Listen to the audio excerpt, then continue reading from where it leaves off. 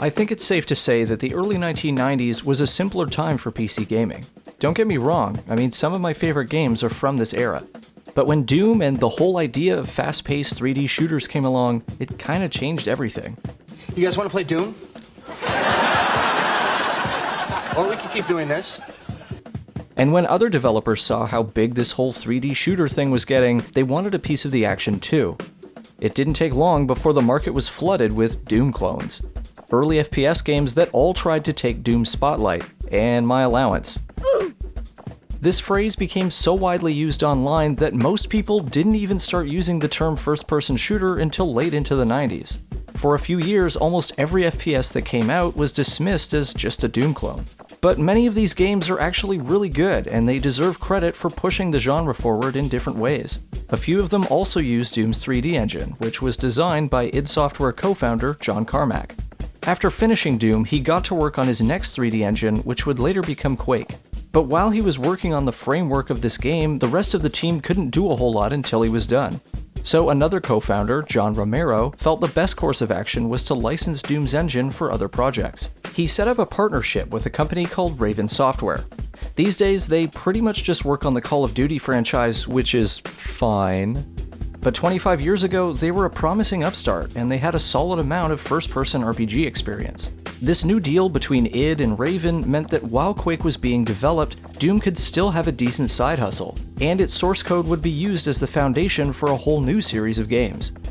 The first of these was Heretic, a dark fantasy twist on the FPS genre.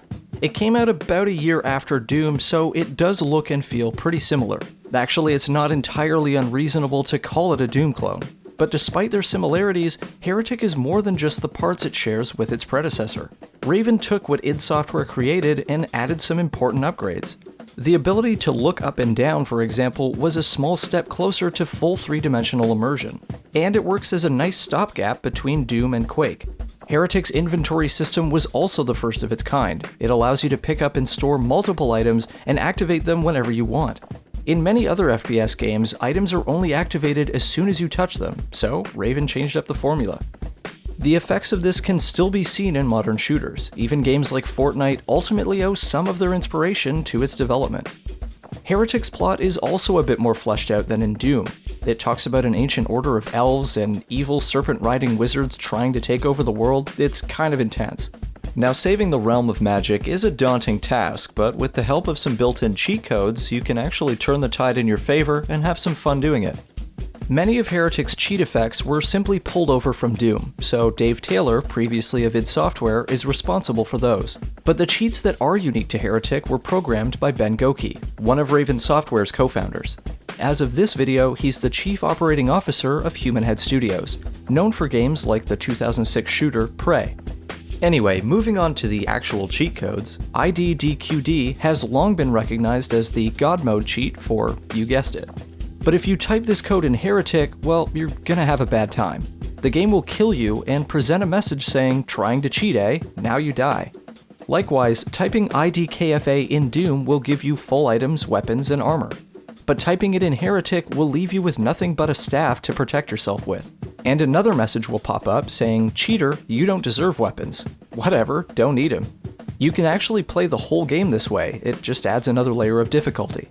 You can still pick up new weapons too, but since you start the game with the Elven Wand, which is like the pistol in Doom, you can't pick it up anywhere else if you lose everything with the IDKFA cheat. So if the idea of finishing a game with one less weapon sounds like a bridge too far, just type Rambo to get the Elven Wand back along with every other weapon in the game. This is a pretty clear reference to John Rambo, the fictional action movie character known for this. One thing I've always liked about Heretic is that many of its cheat codes are references to popular media from the late 80s and early 90s, and a lot of it is stuff that I grew up with.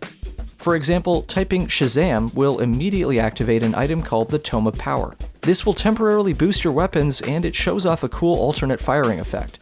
It's also a reference to the DC Universe character of the same name, who yells to transform into a powerful magic user.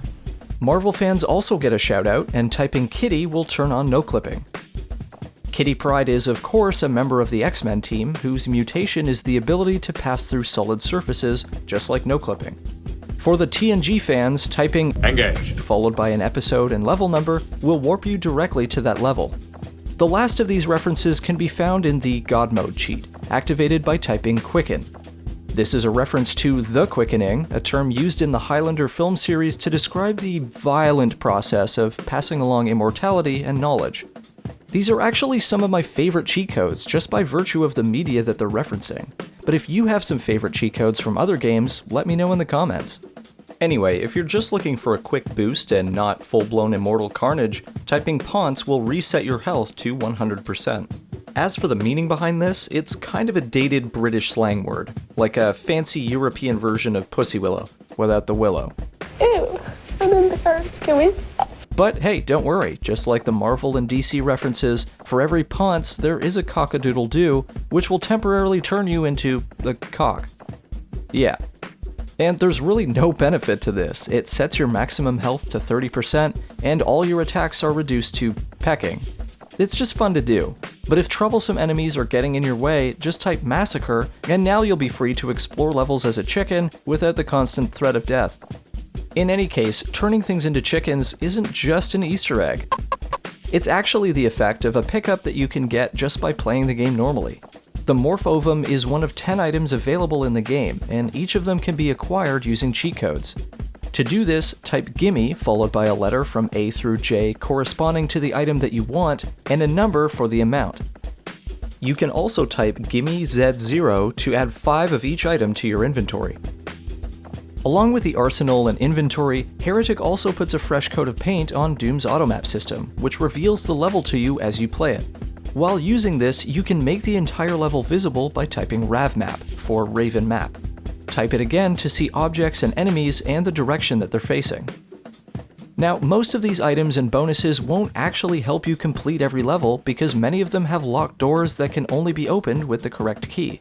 So the last item-based cheat effect can be activated by typing RavSkel, or just Skel for skeleton key. This will give you all 3 possible keys that can be used in a given level. Now you can effortlessly get just about anywhere in the game. Or you could just no-clip, I guess, you cheater. So the last few cheat codes are more for debugging purposes, but they still provide an interesting look behind the curtain. For example, typing ticker will produce a frame rate counter in the top left corner of the screen. The more white dots that are visible, the more likely you'll have to adjust your graphical settings for smoother gameplay. Doom's engine caps out at 35 frames per second, so to find your specific frame rate, you would take 35 and divide it by the number of white dots. This code is an interesting inclusion because in Doom, you'd have to start the game with the command line parameter devparm in order for the frame rate meter to be visible. This parameter also allows you to take screenshots with the F1 key, but that function has its own cheat code in Heretic, activated by typing ravpick in the main menu. The last developer tool is activated by typing noise, and when you do this, a sound debug info overlay will appear. Now, anytime you hear a sound, its information will be displayed in one of the 8 available audio channels. This information is further broken up into 7 columns. Now, name is pretty self-explanatory, but MO stands for Movable Object, and this term applies to anything that can be placed in the map, like items and enemies. So, mo.t is the type of sound being played, like a projectile or an enemy noise. mo.x and y refer to the x and y coordinates that the sound is being played from. So if you fire a projectile weapon, you'll see the location of the sound is moving because it's attached to the projectile. Hitscan weapons, like the Elven Wand, will follow the player instead, so if you move while shooting, the x and y coordinates will follow your position. Moving on, ID is the numeral value given to the sound effect by the game, and PRI is the priority of that sound. Last but not least, DIST is the distance between the sound and the player. So that's the single-player cheat codes out of the way, but it turns out there were actually multiplayer cheats for a short time during Heretic's development. Unfortunately, this means there's no real footage of it, but in any case, these cheats were also created by Ben Goki and Chris Rhinehart, another Raven programmer who went on to co-found Human Head Studios. During one late night, Ben and Chris realized they could hijack Doom's multiplayer chat system. They used this to develop secret phrases that would be hidden from other employees during multiplayer matches. According to Chris, these hybrid cheat code chat messages all started with XX, and used phrases like God and all items. But there were even more devious effects, like instantly killing another player, or turning them into a chicken. One cheat would push other players just slightly enough to make them bump into walls or run into hazards like lava. Another one would instantly turn a player around 180 degrees, so if they're firing an explosive projectile, you could spin them around so they blow themselves up instead.